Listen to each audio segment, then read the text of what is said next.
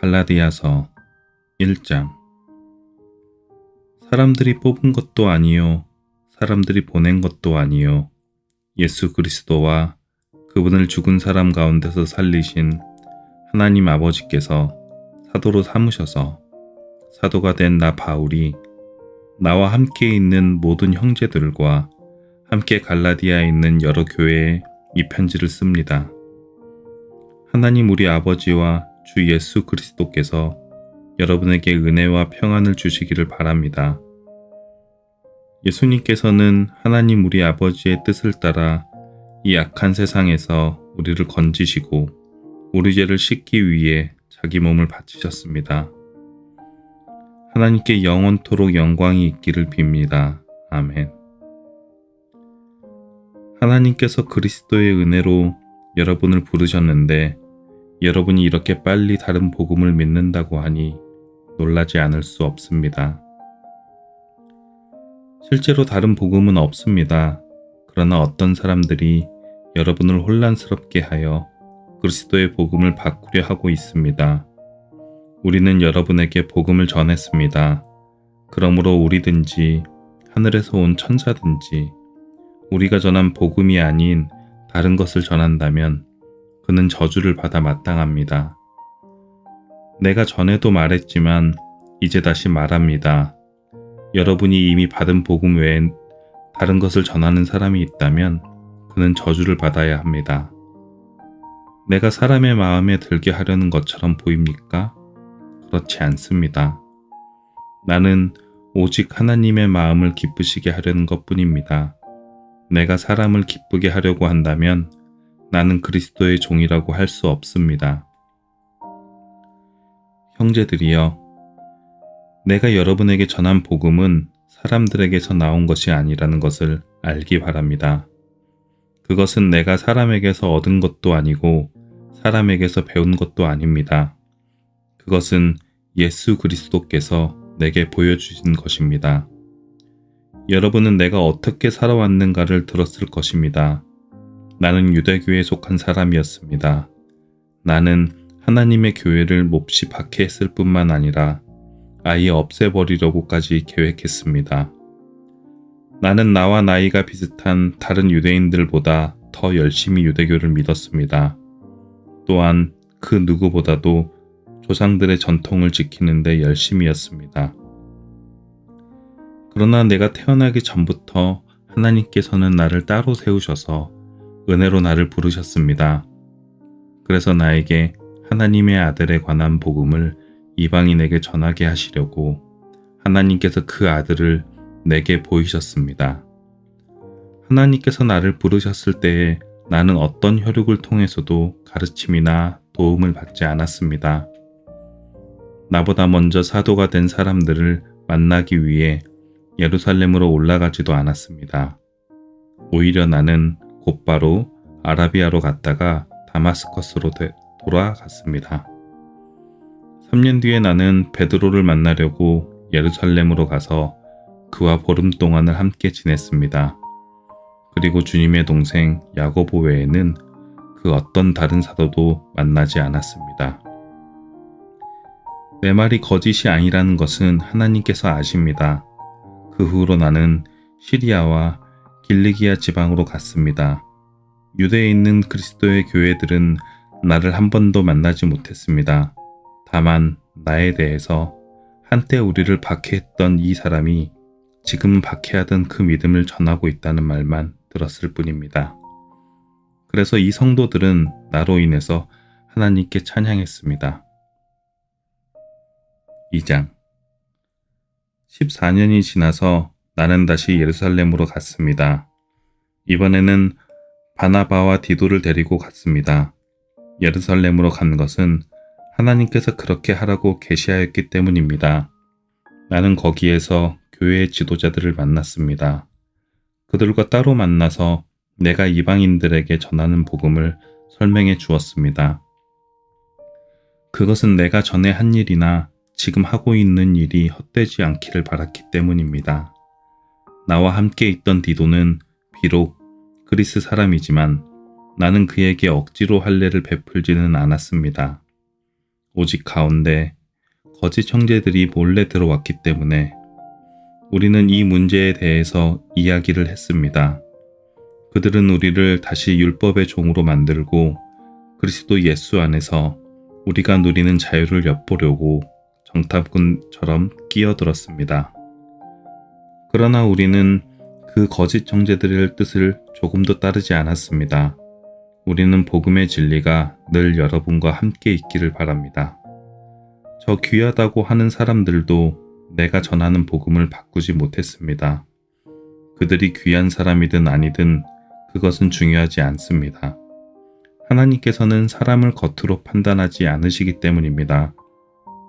오히려 그 지도자들은 하나님께서 베드로를 통해 할례를 받은 유대인들에게 복음을 전하도록 하신 것처럼 내게도 할례를 받지 않은 이방인들에게 복음을 전하는 일을 맡기셨다는 것을 알게 되었습니다.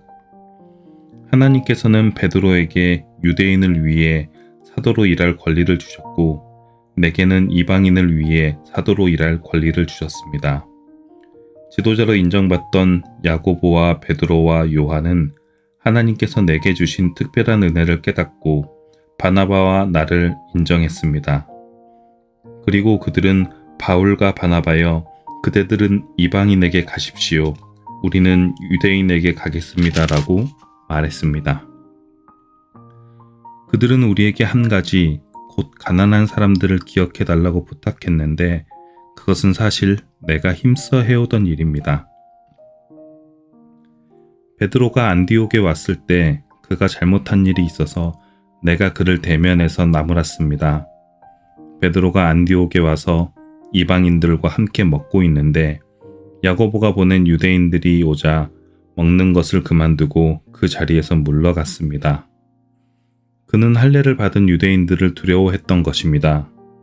이처럼 베드로는 거짓된 행동을 했고 다른 유대인 성도들도 거짓된 행동을 했습니다. 심지어 바나바조차 그들의 거짓된 행동에 유혹을 받았습니다. 나는 그들이 복음의 진리를 따르지 않는 것을 보고 모든 사람 앞에서 베드로를 향해 베드로여, 당신이 유대인이면서도 유대인처럼 살지 않고 이방인처럼 살면서 어찌하여 이방인들에게 유대인처럼 살라고 합니까? 하고 말했습니다. 우리는 이방인 곧 죄인이 아니라 유대인으로 태어났습니다. 하지만 우리는 율법을 따른다고 해서 의롭다 함을 받는 것이 아니라 예수 그리스도를 믿음으로 의롭다 함을 얻는 것을 압니다. 그래서 우리는 의롭다 함을 얻으려고 그리스도 예수를 믿었습니다. 우리가 의롭다 함을 얻는 것은 그리스도를 믿었기 때문이지 율법을 지켰기 때문이 아닙니다. 율법으로는 어느 누구도 의롭다 함을 얻을 수 없습니다. 우리 유대인은 의롭다 함을 얻으려고 그리스도께 나아왔습니다. 그리하여 우리가 죄인이라는 것을 밝히 드러냈습니다. 그렇다고 해서 그리스도께서 우리를 죄인으로 만드시는 것입니까? 그럴 수 없습니다. 내가 이미 헐어버린 그것을 다시 가르친다면 그것은 틀림없이 내가 죄를 짓는 것입니다. 나는 율법을 위해 사는 것을 그만두었습니다. 나는 율법에 의해 죽었습니다. 내가 율법을 향해 죽은 것은 하나님을 향해 살기 위한 것입니다. 나는 그리스도와 함께 십자가에서 죽었습니다. 이제는 내가 사는 것이 아니라 내 안에 계신 그리스도께서 사시는 것입니다. 내가 지금 내 몸 안에 사는 것은 나를 사랑하셔서 나를 구하시려고 자기 몸을 바치신 하나님의 아들을 믿는 믿음으로 사는 것입니다. 나는 하나님의 은혜를 헛되게 하지 않습니다. 율법으로 의롭다함을 얻을 수 있다면 그리스도께서도 죽지 않으셨을 것입니다. 3장. 갈라디아 여러분들은 예수 그리스도께서 십자가에서 죽으셨다는 사실을 분명히 알면서도 남에게 속았으니 어리석기 이를 데 없습니다. 이 한 가지만 대답해 보십시오. 여러분은 어떻게 성령을 받았습니까? 율법을 지켜서 받았습니까? 아닙니다. 복음을 듣고 믿었기 때문에 받은 것입니다.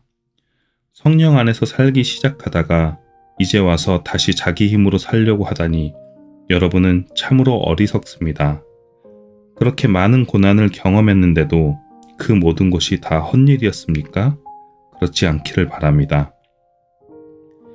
여러분이 율법을 지켰기 때문에 하나님께서 성령을 주셨습니까? 아닙니다.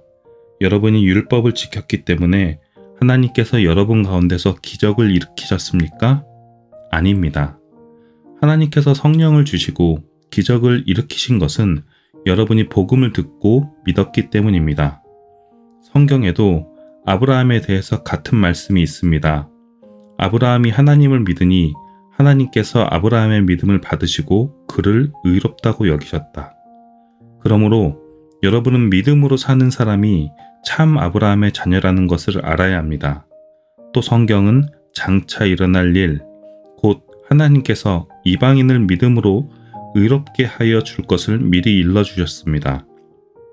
이 복음을 먼저 아브라함에게 전했는데 그것은 모든 민족이 너로 말미암아 복을 받을 것이다 라는 성경 말씀과 같은 것입니다. 아브라함이 이를 믿으니 그 믿음 때문에 복을 받았습니다. 누구든지 믿는 사람은 아브라함처럼 복을 받습니다. 그러나 율법을 의지하는 사람은 다 저주를 받습니다. 성경에도 이렇게 적혀 있습니다. 율법책에 적혀 있는 것을 다 지키지 않는 사람은 저주를 받는다. 율법을 통해서는 하나님으로부터 의롭다 함을 얻지 못한다는 것이 분명합니다. 성경에 이렇게 적혀 있습니다. 의인은 믿음으로 말미암아 살 것이다. 율법은 믿음에서 생겨난 것이 아닙니다. 율법을 지키는 사람은 율법으로 인해 살 것이다 라는 말씀도 있습니다. 그리스도께서는 율법이 우리에게 씌운 저주를 거두어 가셨습니다. 그리스도께서 우리를 대신해서 저주를 받으셨습니다. 성경에도 이렇게 적혀 있습니다. 나무에 달린 사람은 다 저주를 받은 것이다. 그리스도께서 이렇게 하신 것은 하나님께서 아브라함에게 약속하신 복이 이방인들에게도 미치게 하기 위함입니다. 이 복은 예수 그리스도를 통해 옵니다. 예수님은 우리로 하여금 하나님께서 약속하신 성령을 믿음으로 받게 하기 위해 죽으셨습니다. 형제들이여, 예를 들어서 말하겠습니다. 사람들 사이에서도 약속을 맺으면 아무도 그 약속을 무효로 하거나 어떤 것을 덧붙일 수 없습니다. 하나님은 아브라함과 그 자손에게 약속하셨습니다. 그런데 하나님은 여러 사람을 가리키는 말로 그 자손들이라 하시지 않고 오직 한 사람을 가리키는 말로 내 자손이라고 말씀하셨습니다. 그 한 사람이 바로 그리스도이십니다. 내 말의 뜻은 이렇습니다. 하나님께서 아브라함과 맺으신 언약을 그보다 430년 뒤에 나온 율법이 없앨 수 없다는 것입니다. 만약 우리가 받을 유업이 율법을 통해서 나온다면 그것은 약속에서 나온 것이 아닙니다. 하지만 하나님께서는 약속하신 것에 따라 아브라함에게 복을 베풀어 주셨습니다. 그렇다면 율법은 무엇을 위해 있습니까? 율법을 사람에게 주신 것은 하나님께서 약속하신 아브라함의 특별한 자손이 오실 때까지 죄가 무엇인지를 밝히기 위해서입니다. 율법은 하나님께서 중보자의 손을 빌어 천사들을 시켜 만든 것입니다. 그러나 중보자는 한편에만 속해 있지 않습니다. 하지만 하나님은 한 분이십니다. 그렇다면 율법은 하나님의 약속과 반대되는 것입니까? 그럴 수 없습니다. 만약 사람에게 생명을 주는 율법이 있었다면 우리는 그 율법을 지킴으로써 의롭다함을 얻었을 것입니다. 성경은 온 세상이 죄에 갇혀 있다는 것을 보여주었습니다. 이는 믿음을 통한 약속을 주시기 위한 것으로 오직 예수 그리스도를 믿는 사람들만 받을 수 있습니다. 이 믿음이 오기 전에는 우리가 율법에 갇혀 있었습니다. 하나님께서 장차 올 믿음의 길을 보여주실 때까지 우리에게는 자유가 없었습니다. 그리스도께서 오시기 전까지는 율법이 우리의 선생이었습니다. 그러나 그리스도께서 오신 뒤에는 우리가 믿음으로 인해 의롭다 함을 받을 수 있게 되었습니다.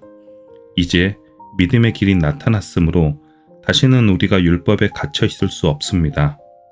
여러분은 그리스도 예수를 믿는 믿음을 통해 하나님의 자녀가 되었습니다.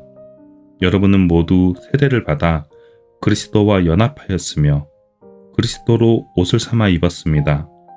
그리스도 안에서는 유대인이나 그리스인이나 종이나 자유인이나 남자나 여자나 차별이 없습니다. 여러분은 그리스도 예수 안에서 모두 하나입니다. 여러분은 그리스도에게 속한 사람입니다. 그러므로 여러분은 아브라함의 자손입니다. 하나님께서 아브라함에게 하신 약속대로 여러분은 하나님께서 주시는 모든 복을 받습니다. 4장. 내가 또 이 말을 하려고 합니다.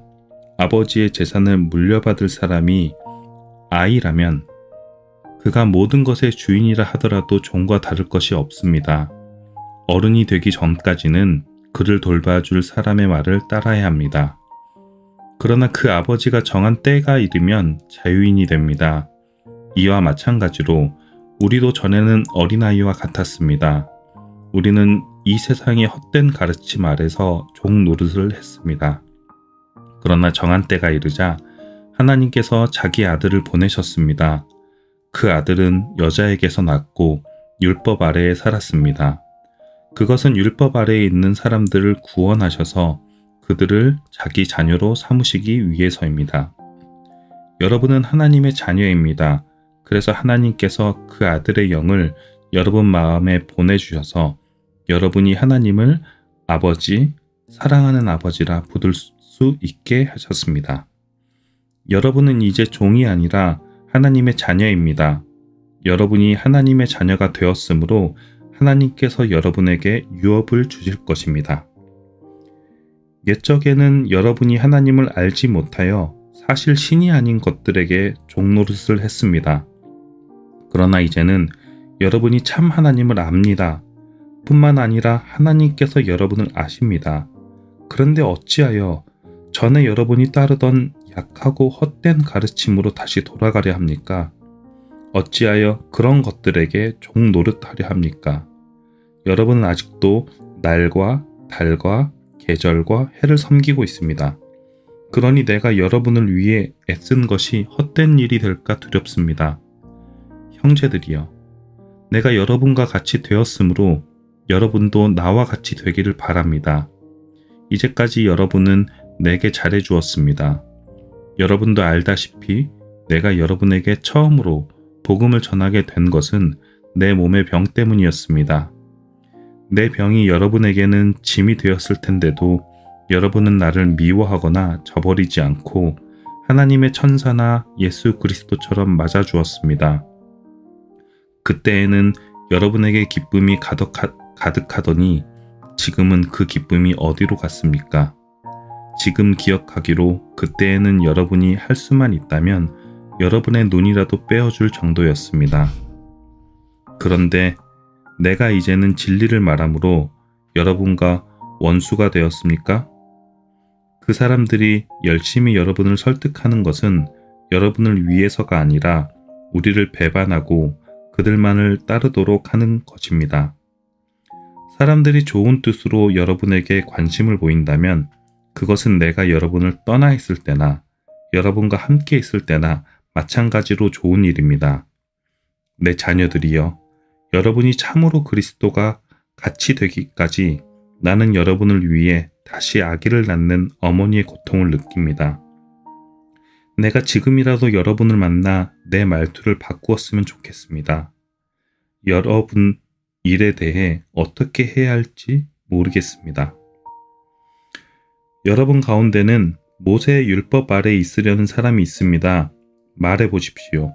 여러분이 율법이 하는 말을 알지 못합니까? 성경은 아브라함에게 두 아들이 있었는데 한 아들의 어머니는 여종이었고 다른 아들의 어머니는 자유인이었다고 말합니다.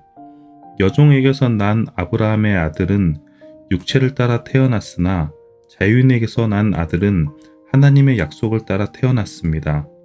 이것은 비유입니다. 이 여자들은 하나님과 사람이 맺은 두 언약과 같습니다. 한 언약은 하나님께서 시내산에서 정하신 율법입니다. 이 언약 아래에 있는 사람은 종과 같습니다. 하갈이 바로 이 언약과 같습니다.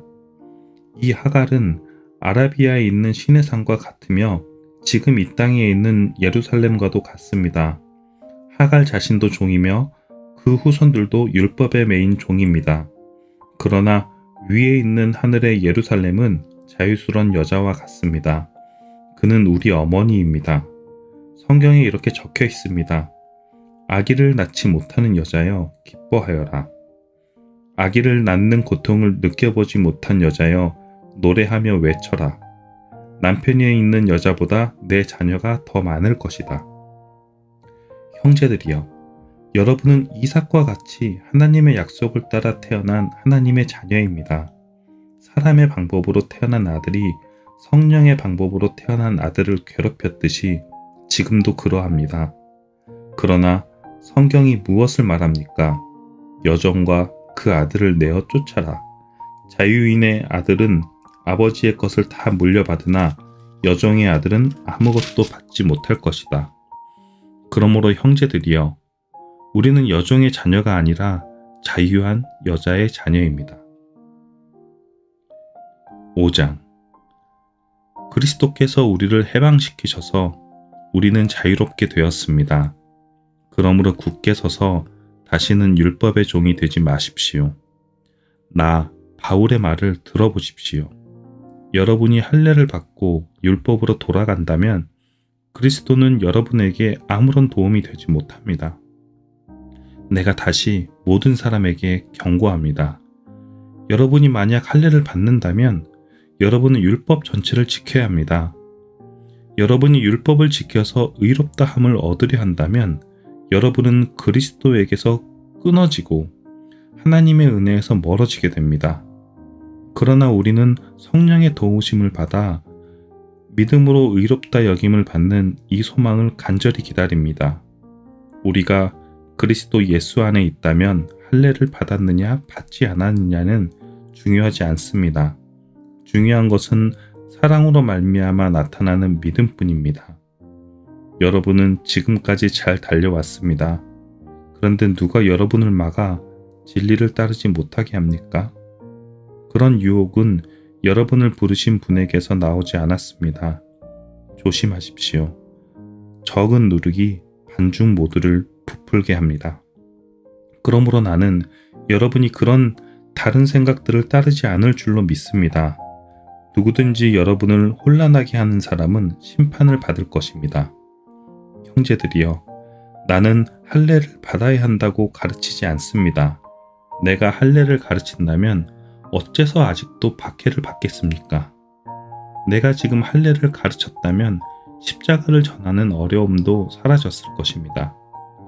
여러분을 어지럽히는 사람들은 차라리 스스로 고자가 되어버리는 것이 좋겠습니다. 형제들이여, 하나님께서 여러분을 부르셔서 자유인이 되게 하셨습니다. 그러나 그 자유를 육체의 욕망을 채우는 기회로 삼지 말고 사랑으로 서로 섬기십시오. 모든 율법은 내 이웃을 내 몸과 같이 사랑하여라 하신 한 계명 속에 다 들어 있습니다. 여러분이 서로 해치고 헐뜯는다면 양쪽 다 멸망할 테니 조심하십시오. 그러므로 내가 말합니다. 성령을 따라 사십시오. 그러면 육체의 욕망을 따라 살지 않게 될 것입니다. 육체의 욕망은 성령을 거스르고 성령이 바라시는 것은 육체의 욕망을 거스릅니다.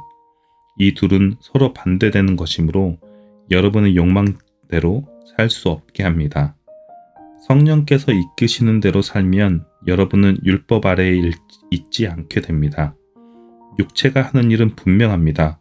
곧 음행과 더러움과 음란과 우상 섬기기와 마술과 미움과 다툼과 질투와 화내기와 이기심과 편가르기와 분열과 시기와 술 취하기와 흥청거리는 잔치와 같은 것들입니다. 전에도 경고했지만 이제 다시 경고합니다. 이런 일을 하는 사람은 하나님의 나라에 들어가지 못합니다. 그러나 성령의 열매는 사랑과 기쁨과 평화와 오래 참음과 자비와 착함과 성실과 온유와 절제입니다. 이런 것들을 금지할 율법이 없습니다. 그리스도 예수께 속한 사람은 자기 육체를 정욕과 욕망과 함께 십자가에 못 박았습니다. 우리가 성령으로 새 생명을 얻었으므로 성령을 따라 살아야 합니다. 그리고 교만하지 말고 서로 다투거나 시기하지 말아야 합니다. 6장. 형제들이여, 여러분 가운데서 누구든지 죄 지은 사람이 있거든 신령함을 지닌 여러분이 온유한 마음으로 그를 바로잡아야 합니다. 그러나 여러분도 유혹에 빠지지 않도록 조심하십시오. 여러분은 서로 다른 사람의 짐을 들어주십시오. 그것이 그리스도의 법을 이루는 길입니다. 아무것도 아닌 사람이 무엇이나 된 것처럼 행동한다면 그것은 자기를 속이는 일입니다. 자기를 다른 사람과 비교하지 마십시오. 사람은 저마다 자기 일을 살펴야 합니다. 그러면 자랑할 일이 자기에만 있을 것입니다. 사람은 저마다 자기 일을 책임을 져야 합니다. 하나님의 가르침을 배우는 사람은 가르치는 사람과 모든 좋은 것을 나누어야 합니다. 스스로 속이지 마십시오. 하나님을 속일 수는 없습니다. 사람은 자기가 심은 대로 거둘 것입니다. 자기 육체의 욕망대로 심는 사람은 육체로부터 썩을 것을 거둘 것이며 성령의 뜻을 따라 심는 사람은 성령으로부터 영원한 생명을 거둘 것입니다. 선한 일을 하다가 낙심하지 말아야 합니다. 때가 이르면 영원한 생명을 거둘 것이므로 포기하지 말아야 합니다. 기회가 닿는 대로 모든 사람에게 선한 일을 해야 합니다. 특히 믿음의 가정에 그렇게 해야 합니다. 내 손으로 이렇게 여러분에게 큰 글자로 씁니다. 여러분에게 억지로 할례를 받도록 하려는 사람이 있습니다. 그들은 육체를 꾸미기 좋아하는 사람들입니다. 그들은 그리스도의 십자가를 따르면 박해를 받을까봐 두려워하고 있습니다. 할례를 받은 사람들이 스스로도 율법을 지키지 않으면서 여러분에게는 할례를 받게 하려는 것은 여러분에게 한 일을 가지고 자랑하기 위함입니다. 그러나 내게는 우리 주 예수 그리스도의 십자가 말고는 아무것도 자랑할 것이 없습니다. 그리스도의 십자가를 통해 세상은 나에 대해서 죽었고 나는 세상에 대해서 죽었습니다. 할례를 받느냐 받지 않느냐 하는 것이 중요한 것이 아닙니다. 중요한 것은 하나님의 새로운 백성이 되는 것입니다. 이 규칙을 따르는 사람, 곧 하나님의 모든 백성에게 평화와 자비가 있기를 바랍니다. 그러므로 이제부터는 나를 괴롭히지 마십시오. 내 몸에는 그리스도 예수의 흔적이 있습니다. 형제들이여, 우리 주 예수 그리스도의 은혜가 여러분의 심령에 있기를 빕니다. 아멘.